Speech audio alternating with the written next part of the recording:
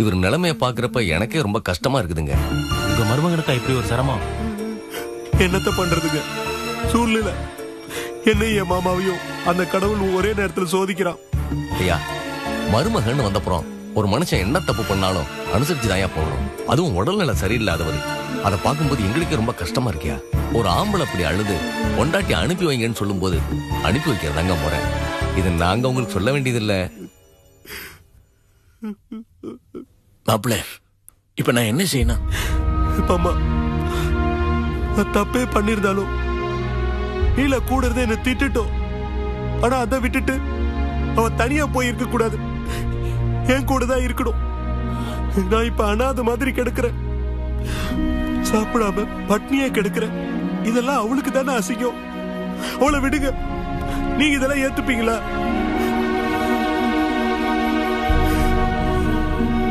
நீங்க தான் மாமா அவளுக்கு புத்திமதி எடுத்து சொல்லி என் கூட வந்து இருக்க சொல்லணும்.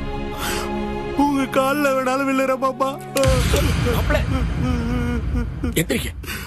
என்ன இதெல்லாம் மாப்பிள்ள? நீங்க போக, நான் லீல போட்டு பேசுறீங்க.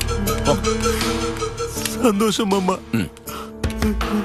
கவலைப்படாதீங்க, நீங்க போங்க. முதல்ல நான் லீலாட்ட பேசி உங்களோட வந்து இருக்க சொல்றேன். போங்க போங்க. சந்தோஷமா இருக்கு மாமா. லீலாவை எப்ப அனுப்பி வைக்கிறீங்க?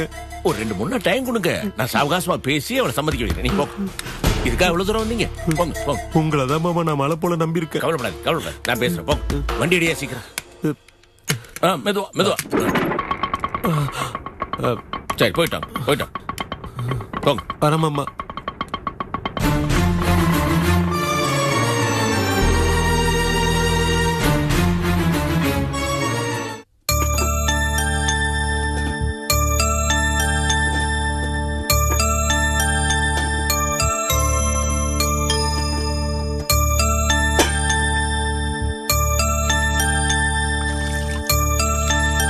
அண்ணி, நான் போயிட்டு வரேன். சரி.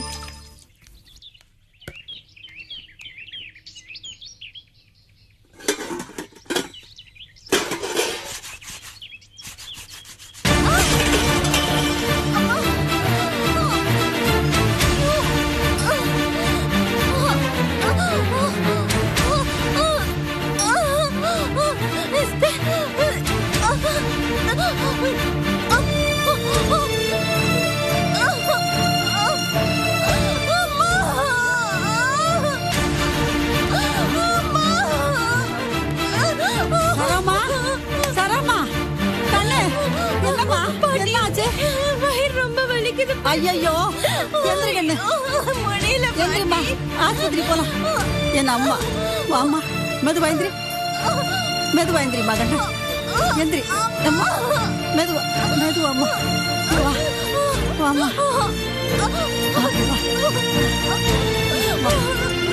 உட்காரு. இப்படியே உட்கார்ந்துருக்கன்னு நான் போய் ஒரு ஆட்டோ கொண்டு வந்துடுறேன். ஆஸ்பத்திரி போலாம். சீக்கிரம் வாங்க பாட்டி.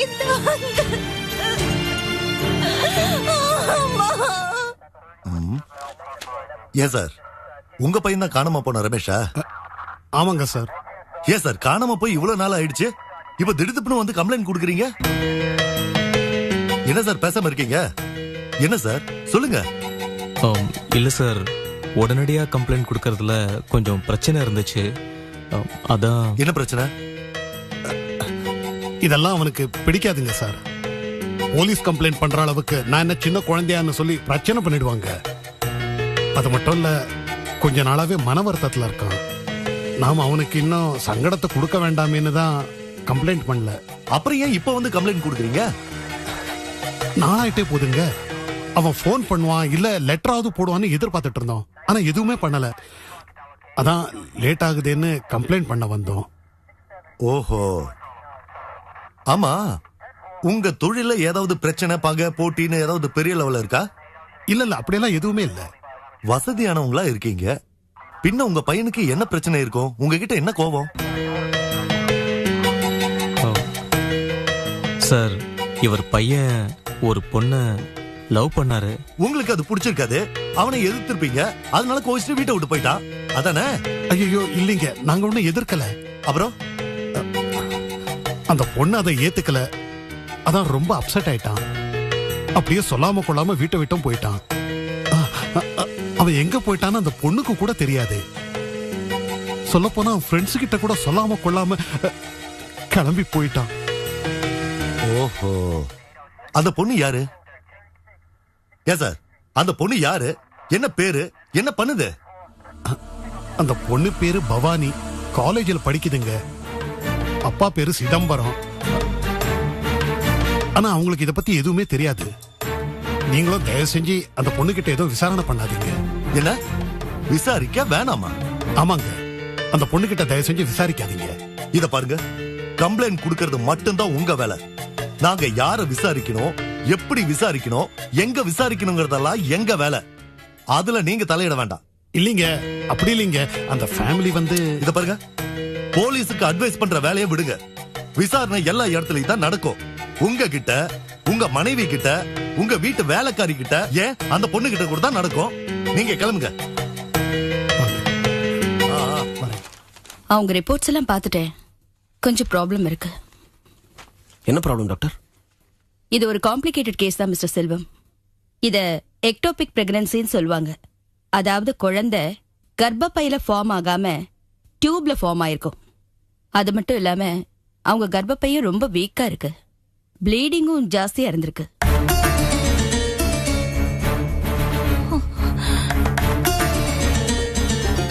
இது வேற வழியே இல்லையா டாக்டர்? இதுக்கு ஒரே வழி, அவங்க கர்ப்பப்பைய ஆபரேஷன் பண்ணி எடுத்துடணும்.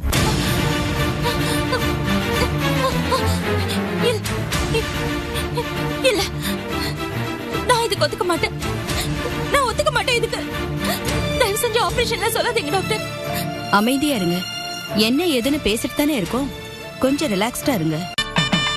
டாக்டர், எனக்கு இந்த குழந்தை வேணும் டாக்டர். இந்த குழந்தை வேணும். நான் இதுக்கு ஒத்துக்க மாட்டேன். இத நாம சீரியஸா எடுத்துக்காம குழந்தைய வளர விட்டா உன் உயிருக்கே ஆபத்துமா. இது ரொம்ப ரிஸ்கான விஷயமா. இல்ல டாக்டர், எவ்வளவு வலி வந்தாலும் நான் தாங்கிக்குவேன். பாட்டி சொல்லுங்க. அண்ணி ப்ளீஸ் அண்ணி, கொஞ்சம் அமைதியா இருங்க. அழாத கண்ணு. எனக்கு இந்த குழந்தை வேணும். நான் இதுக்கு ஒத்துக்க மாட்டேன். நீ வலிய பொறுத்துக்கிறத பத்தி நான் சொல்லலமா. இது உன் உயிருக்கே ஆபத்துன்னு சொல்ற, நீ கேட்க மாட்டேங்கிறியே. பரவாயில்ல டாக்டர், என் உயிர் போனாலும் பரவாயில்ல. எனக்கு இந்த குழந்தை தான் முக்கியம். எனக்கு இந்த குழந்தை வேணும். எனக்கு இந்த குழந்தை வேணும். செல்வம் சொல்லுங்க.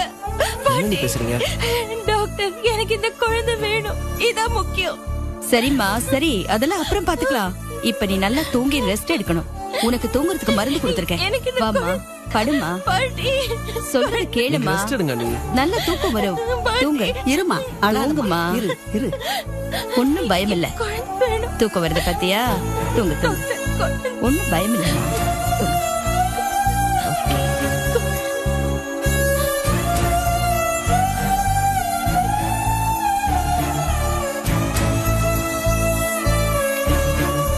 நீங்க ஒரு நிமிஷம் வெளியில வாங்க.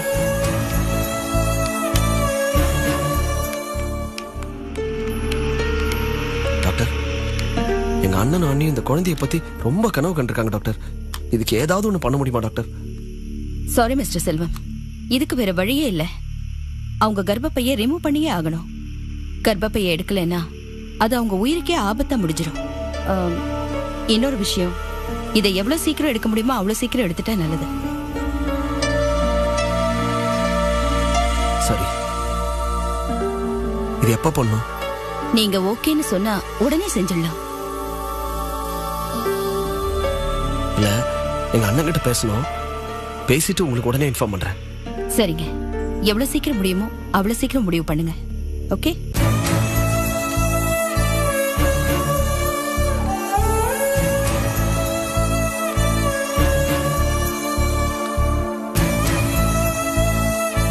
செல்வா, என்னப்பா இது? சரவுடைய நிலைமை இப்படி ஆயிடுச்சே. அந்த பொண்ணுடைய ஒரு நல்ல குணத்துக்கு இப்படி ஒரு நிலைமையா?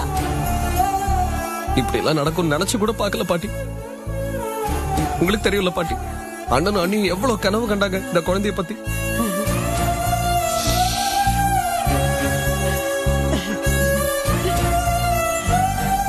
பாட்டி விடுங்க, ஆனது ஆயிப்போச்சு. இனிமே காலம் கடத்தி பிரயோஜனம் இல்ல. லேட் ஆக ஆக பிரச்சனை ஜாஸ்தி தான் வேற சொல்லிட்டு போறாங்க டாக்டர். நான் உடனே ஆபரேஷன் ஏற்பாடு பண்ணிடுறேன். சரி கண்ணு. அண்ணனுக்கு போன் பண்ணி வர சொல்லிடுறேன். சரிப்பா.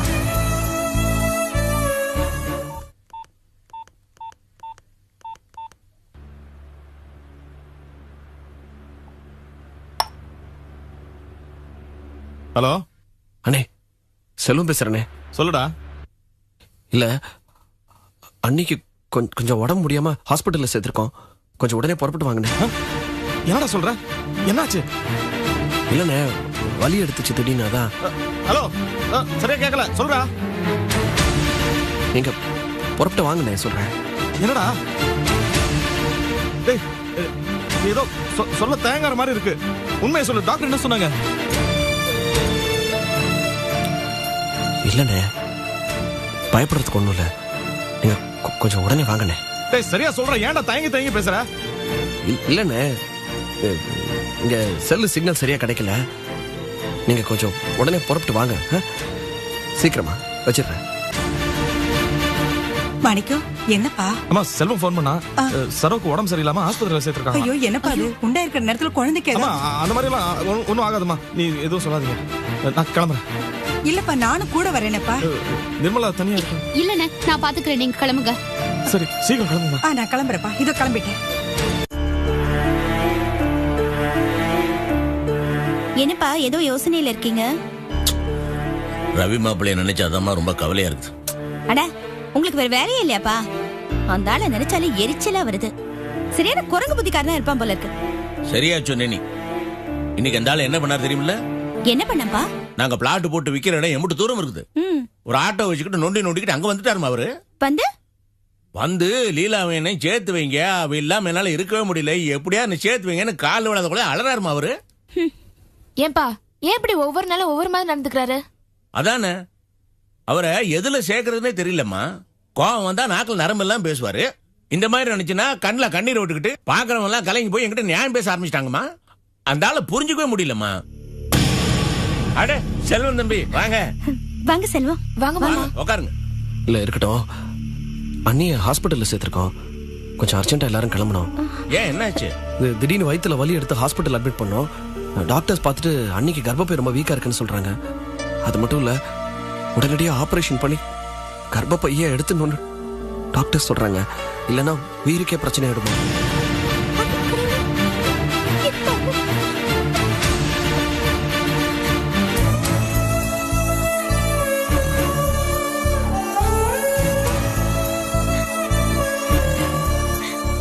இப்படி அடுக்கடுக்கா சரோவுக்கு ஏன் தான் சோதனை வந்துகிட்டே இருக்கோ தெரியல.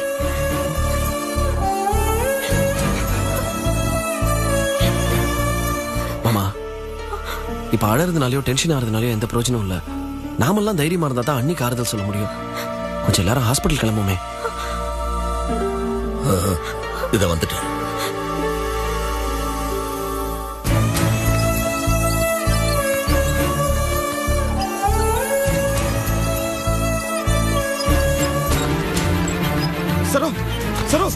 சார் கொஞ்சம் இருங்க. கொஞ்சம் இருங்க.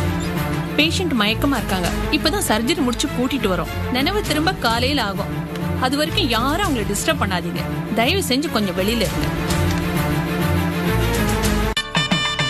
என்னாச்சு? டேய் என்னடா ஆச்சு? அண்ணே தயவு செஞ்சு அப்செட் ஆகாதீங்களே. டேய் என்ன ஆச்சு சொல்றா? வாழ்க்கையில சில விஷயங்கள் எல்லாம் ஏத்துக்கிட்டு தானே ஆகணும். டேய் டென்ஷன் ஆகாத, என்னாச்சு சொல்லு. நேத்து அண்டி வயிற்று ரொம்ப வலிக்குதுன்னு சொன்னாங்கண்ணே. சரி ஹாஸ்பிட்டல்ல கொண்டு வந்து சேர்த்தோம். டாக்டர்ஸ்லாம் ஏதோ டெஸ்ட் எல்லாம் பண்ணி பார்த்தாங்க. என்ன ஆச்சுன்னு சொல்லி தொலையண்டா. டெஸ்ட் எல்லாம் பண்ணி பார்த்துட்டு அன்னைக்கு ப்ளீடிங் ரொம்ப ஜாஸ்தியா இருக்கு, கர்ப்பப்பை ரொம்ப வீக்கா இருக்குன்னு சொன்னாங்கண்ணே. அண்ணி வயிற்றுல குழந்தைய வளர விட்டா அண்ணி உயிருக்கே ஆபத்தா முடியும்னு சொல்லிட்டாங்கண்ணே.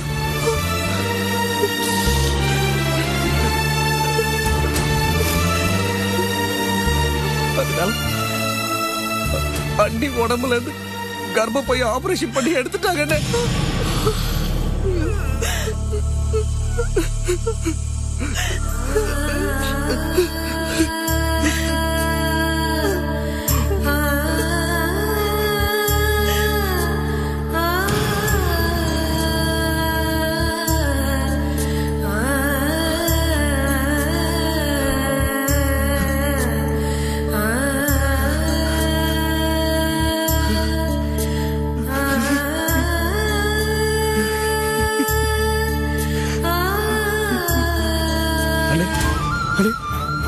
என்னடா இது?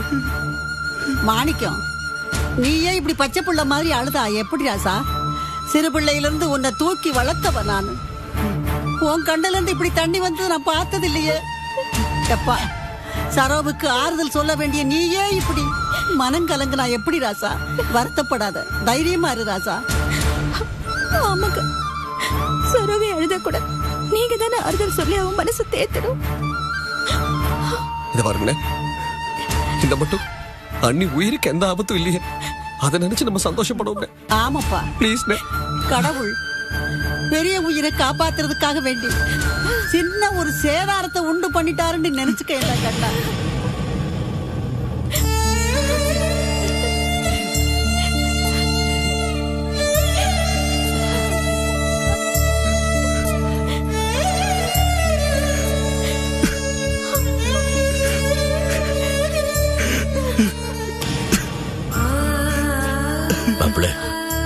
மாப்பிள சுதாரிச்சுக்கணும். மாப்பிள மனசு தடப்படுத்திக்கீங்க.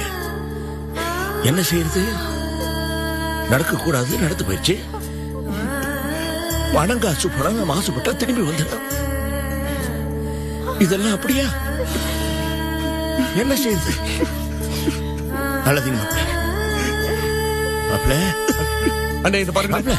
அழாதீங்க, தைரியமா இருக்கணும். அழதிங்க, நாங்களும் இருக்கோம். ப்ளீஸ்.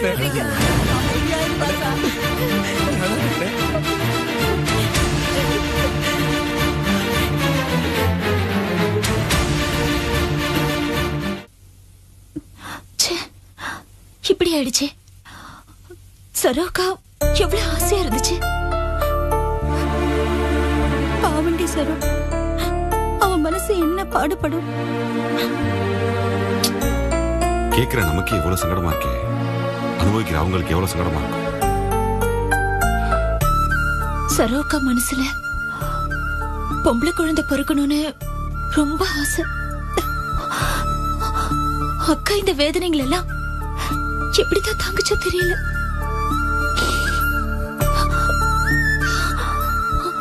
ஏதோ இந்த குழந்தைக்கு தான் பிரச்சனைனா அடுத்த குழந்தையில பாத்துக்கலான்னு விட்டுடலாம். இனி குழந்தையே இல்லைனா பாவம் சரோக்கா. லீலா, நீ சரோவை நினைச்சு வருத்தப்படுற. ஆனா மாணிக்கம் எவ்வளவு உடைஞ்சு போயிட்டார் தெரியுமா? அவர் அந்த அளவுக்கு குமரி அழுததை பார்த்தப்போ என்னால நம்பவே முடியலடி. சரோ மேல அவர் எவ்வளவு பாசம் வச்சிருக்காரு. அது இத்தனை நாள சரியா வெளியில தெரியாம இருந்துச்சு. முதல்ல அவர் இப்படி அழறத பார்க்கும்போது ஒரு பக்கம் வேதனையாவும் இருந்துச்சு, இன்னொரு பக்கம் இப்படி ஒரு மனுஷன் இருப்பானான்னு ஆச்சரியமா இருக்கு தெரியுமா? ஆமாதனா, சகல முன்ன மாதிரி இல்ல. அவரு கொஞ்சம் கொஞ்சமா மாறிக்கிட்டு தான் வராரு. மாமா, நம்ம உடனே போய் சரோக்கா பாத்துட்டு வந்துடலாமா? கிளம்பு, போய் பார்த்து வந்துடலாம். மாமா இருங்க. அக்கா, எனக்கு உடனே சரோக்காவை பார்க்கணும் போல இருக்குக்கா. இல்ல லீலா, நான் அதுக்கு சொல்லல. மணி எவ்வளவு ஆச்சு? இந்நேரம் ஆஸ்பத்திரி கேட்ட கூட மூடி இருப்பாங்க. அது மட்டும் இல்லாம இப்ப சரோக்கு ஊசி போட்டு தூங்க வச்சிருப்பாங்க. நாம விடிய காலம் எந்திரிச்சு போய் பார்த்துட்டு வரலாம். லீலா, தானே சொல்லதான் சரி. காலை போய் பார்த்துக்கலாமா?